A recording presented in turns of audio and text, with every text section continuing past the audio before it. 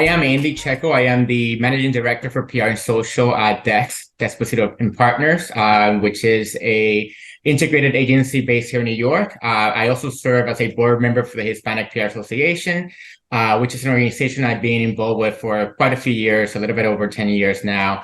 I'm based in New York, basically a New Yorker, living in the city since the late 80s. In most of my career has been in Hispanic PR, multicultural PR.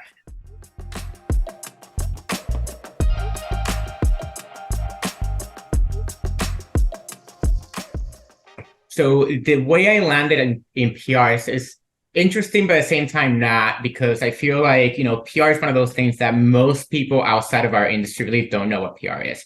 Like if my siblings have no clue what I do, my parents forget about it.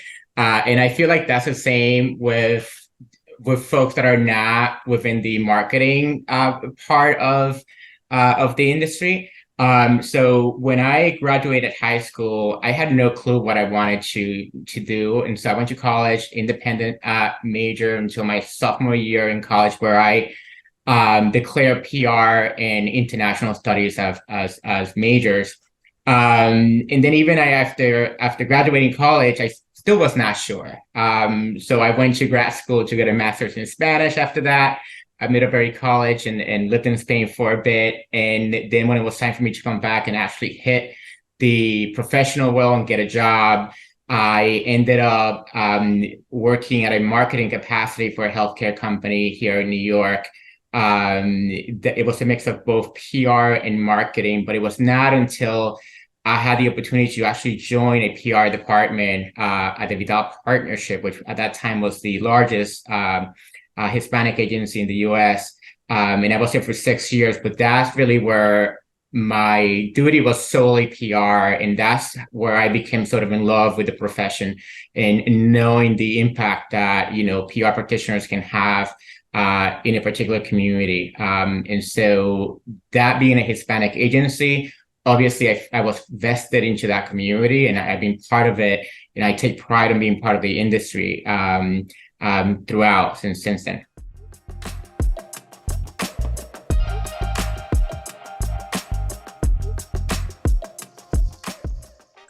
I think there's two things that I've learned that are key in being in PR. So one is networking. PR is a profession that is all about relationship building and maintaining relationship. So I think I've been really careful in making sure that, I'm able to maintain those relationships and add value to that relationship. I think you always have to be thinking what kind of value you're adding to any kind of relationship you're in, right? Whether that is, with media or with your coworkers or partners, you have to always think what value are you adding to those relationships. And the other one is that as the audience might know, there's never a day that's the same in PR. Like everything changes. You might have your day plan. And then it doesn't go the way it is. So you have to always be ready to pivot. And even though, we're known for planning everything, right? And making sure that we cross all the T's and that all the details are there, there are always going to be circumstances where things don't go as planned. So you have to always be ready to pivot. And I think that's important to be able to do that.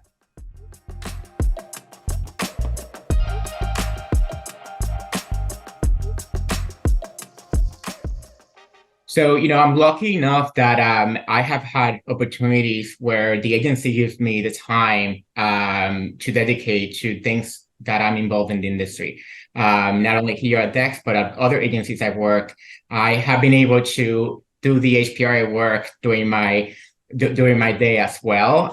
It can get hectic, obviously, because clients' scope and clients' work take priority over HPRA. HPRA is a volunteered organization, so it is important for those of us that are involved to find the time to make an impact with the organization. But obviously, for me, the client work within the agency has always taken priority. But I have found the opportunity to dedicate time for HPRA, which just communicating that it is a volunteer organization, it is really important for those who are involved to be vested into making that organization grow and making sure that we have a voice within the industry and making sure that we're creating an impact within our community.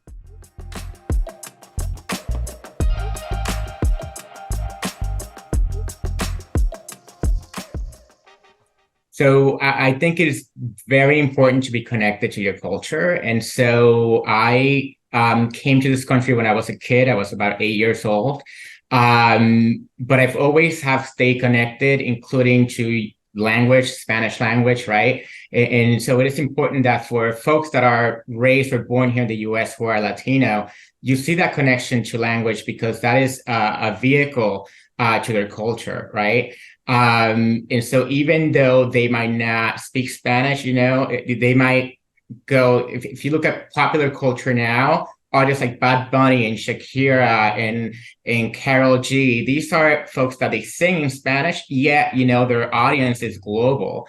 And they have been able to transcend across culture, even though the language is not there. I also think that us Latinos, we have an advantage as a community because we do have a singular connecting point, which is the fact that we all Spanish, right? We all come from Spanish-speaking country. Those obviously in this nation, you do have a lot of Latinos who do not speak Spanish, but I feel like more and more they are getting more connected and are either having their kids learn Spanish or them themselves learn Spanish. And I also think it's important for us to be part of that culture, especially if you sit where I sit, right? Where I impact cultures and I work with brands to make sure that they know the cues that are needed to be successful in Hispanic marketing.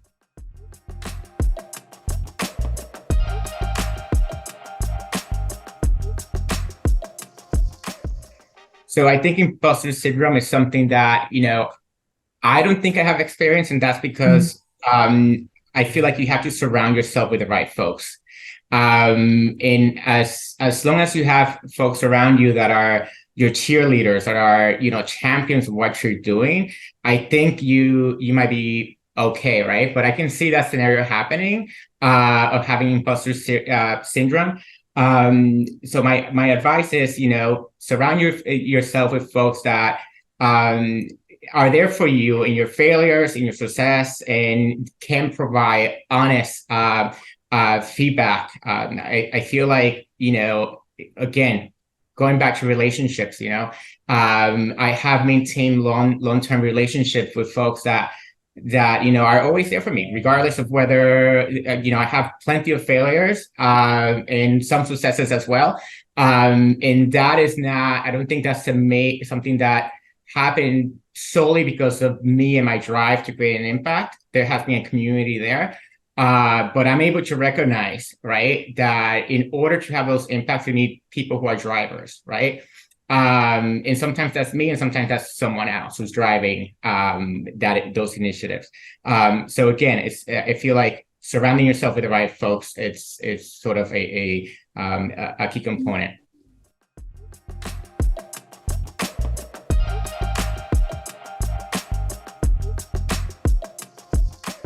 So it's funny because, DEI, I feel like it was at one point elevated as a priority.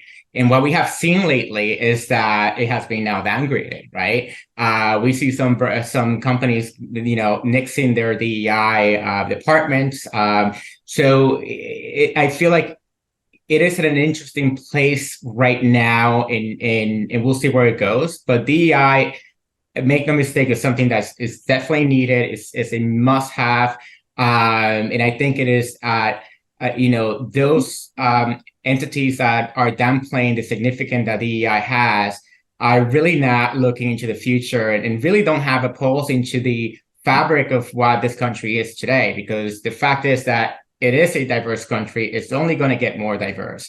And you do have to be able to address the needs of those specific groups, right? That need to feel included, that need to feel connected, that need to trust your brand moving forward if you want to have them as a consumer.